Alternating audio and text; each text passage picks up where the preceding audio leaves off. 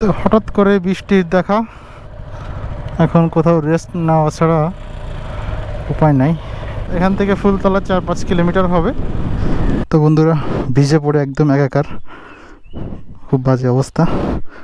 But এখানে এসে বৃষ্টি বন্ধ হয়ে গেছে।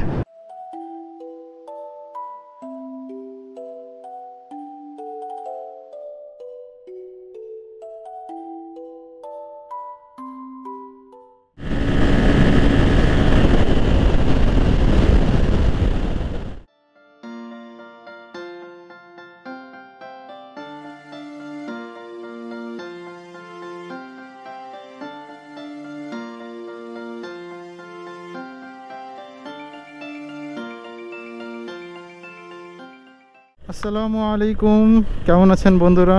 আশা করি সবাই ভালো আছেন। সকলকে ঈদ মোবারক। তো ঈদের ছুটিতে বাড়ি আসছিলাম, মেবি আপনারা ব্লগটি দেখেছেন। তো ঈদের ছুটি শেষ, আজকে হচ্ছে আপনার রবিবার। আজকে আবার ঈদের ছুটি শেষ করে পুনরায় ঢাকার পথে ফেরা। তো মাত্রই বাড়ি থেকে বের হইলাম, এখন বাজতেছে 12:56, অলমোস্ট 1টা। তো এই টানা রোদের মধ্যে বাড়ি থেকে বের হইলাম ঢাকার উদ্দেশ্যে। লাস্ট ব্লগে আপনারা দেখেছিলেন আমি কিন্তু নতুন একটা রুট ইউজ করছিলাম। তো আজকেও সেই রুট দিয়েই যাব, কারণ এই পথ দিয়ে রাস্তাটা অনেক কম তুলনামূলক, অলমোস্ট 30 কিলোমিটার পথ কম। তো যেটা আমার জন্য সময়ও সাশ্রয় হবে, ফুয়েলও সাশ্রয় হবে। তো এখন আছি ডুমুরিয়া বাজার। তো এখান থেকে আমার বাইকে একটু প্রবলেম হচ্ছে, বিশেষ করে ক্লাচটা লুজ হয়ে যাচ্ছে। তো এটা একটু টাইট দিয়ে দেন আবার রওনা করব। তো বন্ধুরা, বাইকের ক্লাচটা ঠিক করে নিয়েছি, এটা আসলে লুজ হয়ে যাচ্ছিল।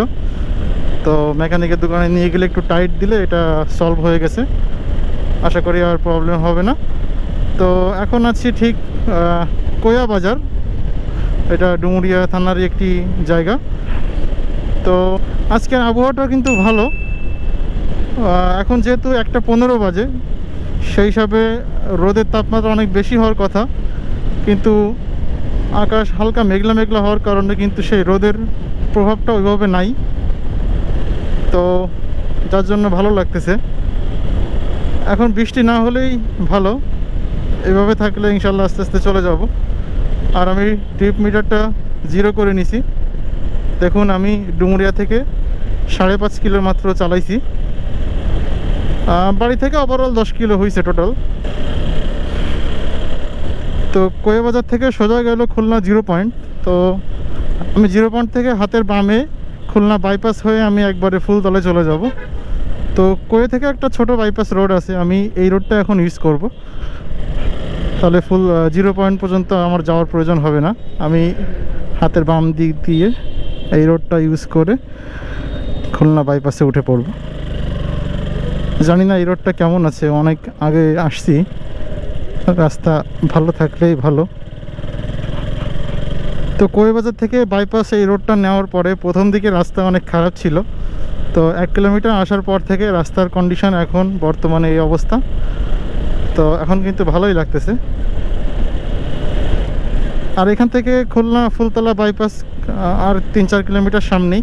এই রোডটা নেওয়ার কারণে কিন্তু আমার মোটামুটি অনেকটা পথই কমে আসছে। আর আমি যদি 0 পয়েন্ট থেকে বাইপাসে ঢুকতাম, অলমোস্ট আমাকে আরও 4-5 কিলোমিটার বেশি রাইড করতে হতো। তো বন্ধুরা, আমি কিন্তু খুলনা ফুলতলা যে বাইপাস, মেইন বাইপাস, এই রোডে উঠে পড়েছি। আমি খুলনা শহরটাকে অ্যাভয়েড করলাম ফুলতলা যাওয়ার জন্য। আর এই বাইপাস রোডটা কিন্তু অনেক সুন্দর, অনেক প্রশস্ত। তো লাস্ট ব্লগে আপনারা দেখেছিলেন আমি এই রোড দিয়ে এসেছিলাম, এই রোড থেকে আমার লাস্ট ব্লগটা শেষ করেছিলাম।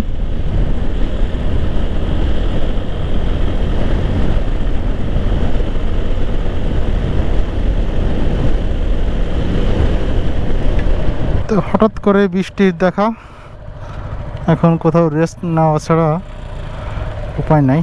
দেখি পাম্পের ভিতরেই যাই।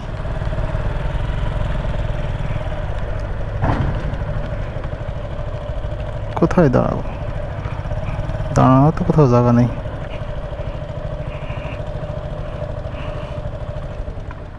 তো বৃষ্টি অল্প অল্প পড়তেছে, তো ভাবলাম না দাঁড়াই থেকে সামনে আগাতে থাকি।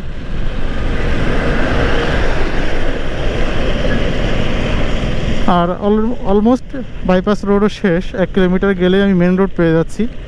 যদি দাঁড়াতে হয় তাহলে ওখানে যেয়ে দাঁড়াই।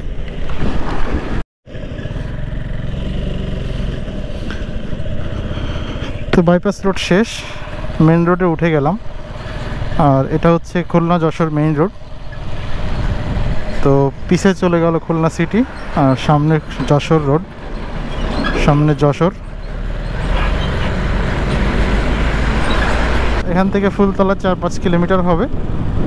তো ওখান থেকে আমি ডানে চলে যেয়ে সরাসরি খেয়া পার হয়ে যাব। জানি না ওদিকে বৃষ্টি হচ্ছে কিনা। অবশেষে বৃষ্টি কোনোরকম থামছে, আবার রওনা করলাম। আর সামনে 2 কিলোমিটার পরেই কিন্তু ফুলতলা বাজার। তো বন্ধুরা, ভিজে পড়ে একদম একাকার, খুব বাজে অবস্থা। বাট এখানে এসে বৃষ্টি বন্ধ হয়ে গেছে, তো আবার পুনরায় ক্যামেরা সেট করলাম। মধ্যেখানে আমি খেয়া টেয়া সব কিছু পার হয়ে আসছি। প্রচুর বৃষ্টি ছিল। তো এখন বেজে গেছে অলমোস্ট 3টা। আমার বৃষ্টির জন্য প্রায় 1 ঘন্টা লেট হয়ে গেছে। এদিকে আমার ব্যাগে মাংস রয়েছে, কুরবানির মাংস। জানি না কি অবস্থায় ঢাকায় পৌঁছাবো। এখনও এখান থেকে আপনার ভাটিয়াপাড়া অলমোস্ট 30 কিলোমিটার। তো এখনও অনেক পথ বাকি। এখন বাকিটা পথ আল্লাহ আল্লাহ করে বৃষ্টি না হলে ভালোই হয়।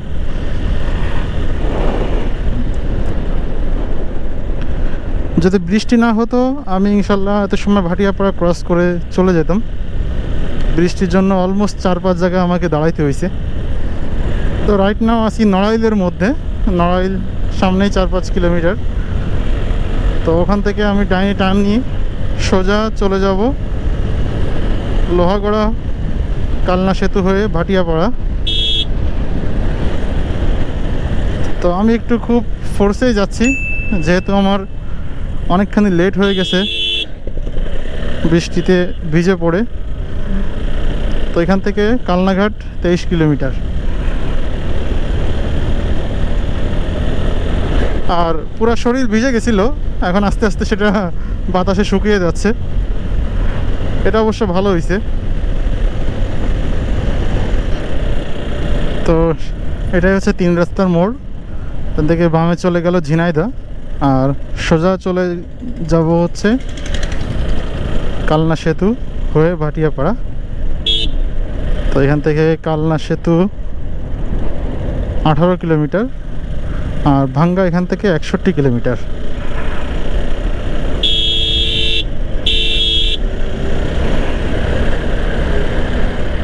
তো যখন বাড়িতে গিয়েছিলাম তখন জার্নিটা ভালোই ছিল, বাট ফেরার সময় ফুলতলাতে বৃষ্টি হওয়ার কারণে একটু ডিসঅ্যাপয়েন্টিং। বাট ব্যাপার না, এটাও ট্যুরের একটা অংশ, যেহেতু এটা রেনি সিজন। প্রিয় বন্ধুরা, রাইট নাও আছি কিন্তু মধুমতি সেতুর উপরে। এই মুহূর্তে এসে আমাকে ভয়েস ওভার দিতে হচ্ছে কারণ আমার গোপুরতে সাউন্ডটা আসে নাই। Look at this beauty. সেতুটি অত্যাধুনিক সুন্দর, খুবই চমৎকার, মনোমুগ্ধকর। তো সেতুটি কিন্তু 6 লেনের সেতু। বামে ভ্যান রিক্সা চলাচলের জন্য আলাদা লেন আছে 2 সাইডে, আর মাঝখানে গাড়ি চলাচলের জন্য 2 করে 4টা লেন, টোটাল 6টা লেনের সেতু এটা। তো সেতুটি মধুমতি নদীর উপরে নির্মিত। লুক অ্যাট দিস বিউটি, অসম্ভব সুন্দর। আমি বারবারই বলবো সেতুটি অত্যাধুনিক সুন্দর। আপনারা চেষ্টা করবেন সেতুটি ঘুরে দেখার জন্য, খুবই ভালো লাগবে আপনাদের, খুবই মনোমুগ্ধকর। সেতুটি বেশি বড় না হলেও সেতুটি সৌন্দর্যের দিক থেকে কোনোভাবে কমতি নাই। তো সেতুটি পার হয়ে গেলাম। সেতুটির উপরে তেমন একটা যানবাহন লক্ষ্য করছি না। তো যাই হোক, এখন টোল কাউন্টারে চলে আসছি। এখানে মোটরসাইকেলের জন্য আপনাকে 10 টাকা টোল পে করতে হবে। তো আমি অলরেডি টোল দিয়ে দিয়েছি। তো সেতুটি পার হলে ম্যাক্সিমাম 2 কিলোমিটার পরে, আপনার 2 থেকে 2.5 কিলোমিটার পরেই ভাটিয়াপাড়া গোল চত্বর পড়তেছে। তো ভাটিয়াপাড়া থেকে আপনার হাতের ডানে চলে গেল খুলনা, গোপালগঞ্জ হয়ে খুলনা। আর আমি সোজা পথটা নিয়ে নেব, সোজা হচ্ছে আপনার ভাঙ্গা হয়ে এক্সপ্রেসওয়েতে প্রবেশ করব। তো যাই হোক, চলতে থাকে। তো এটাই হচ্ছে ভাটিয়াপাড়া গোল চত্বর, এখান থেকে সোজা ঢাকা। আর আগে আমরা খুলনা থেকে এদিক দিয়ে আসতাম। তো এখন বাজতেছে 3:30। সেই বাড়ি থেকে বের হয়েছিলাম 12:30। দ্যাটস মিনস ভাটিয়াপাড়া পর্যন্ত আসতে আমার সময় লাগলো 1.5 2.5 3 ঘন্টা। তো নর্মালি এত সময় লাগতো না, বৃষ্টির জন্য আমাকে কয়েক জায়গায় দাঁড়াতে হয়েছে।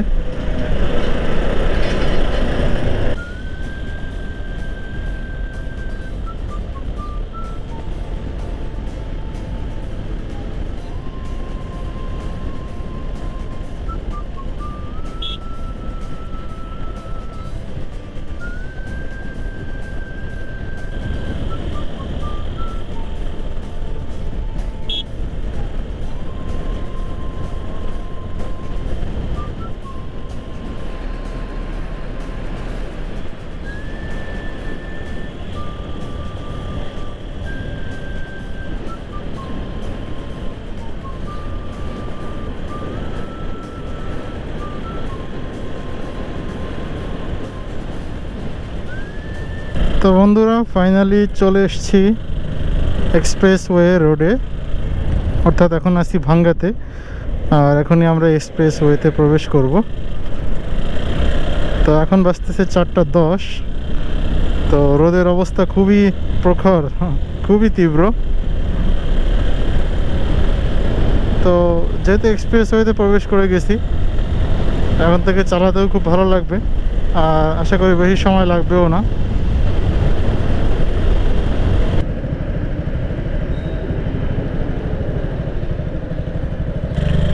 তো আজকের প্রথম টোল দিয়ে পার হলাম। এখান থেকে পদ্মা সেতু 30 কিলোমিটার আর ঢাকা 74 কিলোমিটার। এখনও আমাকে 74 কিলোমিটার রাইড করে আসতে হবে।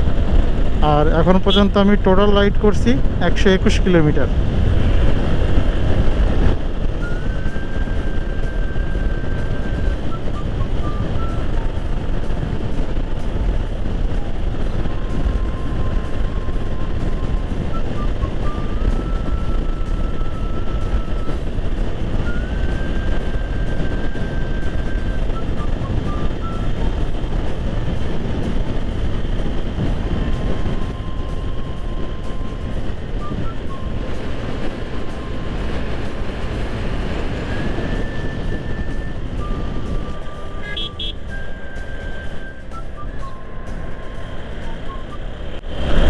তো বন্ধুরা, ফাইনালি কিন্তু আমরা চলে আসছি পদ্মা সেতু টোল কাউন্টার। তো এখন বাজতে 4:30। আর 4:30টার সময় এসে পৌঁছে গেলাম পদ্মা সেতুর টোল প্লাজা। এখান থেকে 1/2 কিলোমিটার সামনেই। তো সবসময় বাইকের একটা লম্বা সিরিয়াল থাকে, দেখি আজকে কেমন হয়।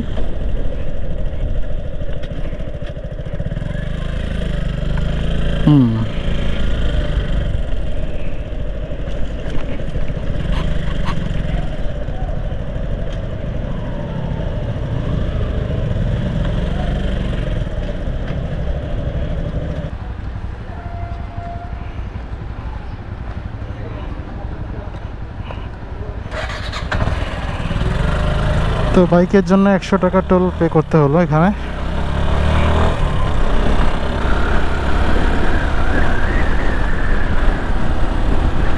তো পদ্মা সেতুর উপরে কিন্তু খুব ভালোই বাতাস ফিল করা যাচ্ছে, বাইক এরকম হেলতেছে দুলতেছে। তো এই হয়েছে বর্তমান লুক, পুরো নদী পানি থই থই করতেছে।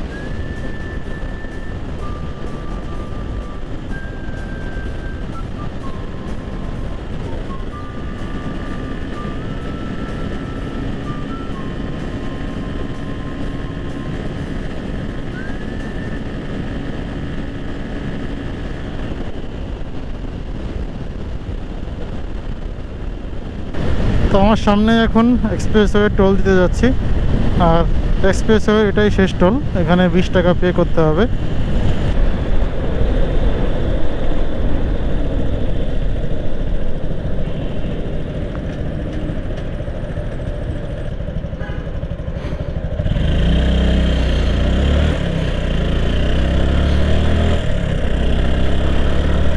তো এক্সপ্রেসওয়ে টোল দিয়ে আসলাম, আর এখান থেকে 5-6 কিলোমিটার পরে গেলেই বাবুবাজার ব্রিজ হাতের বাঁয়ে পড়বে। ওখান থেকে আমি বাবুবাজার ব্রিজের লেনটা নিয়ে নেব, আমি আর শহরের মধ্যে যাব না। তো বন্ধুরা, হাতের বাঁয়ে চলে গেল বাবুবাজার, আর সোজা চলে গেল পোস্তগোলা ব্রিজ। তো আমি এদিক দিয়ে এখন যাচ্ছি না, আমি বাবুবাজার দিয়ে ঢুকে পড়ব। বাবুবাজার হাতের বামে।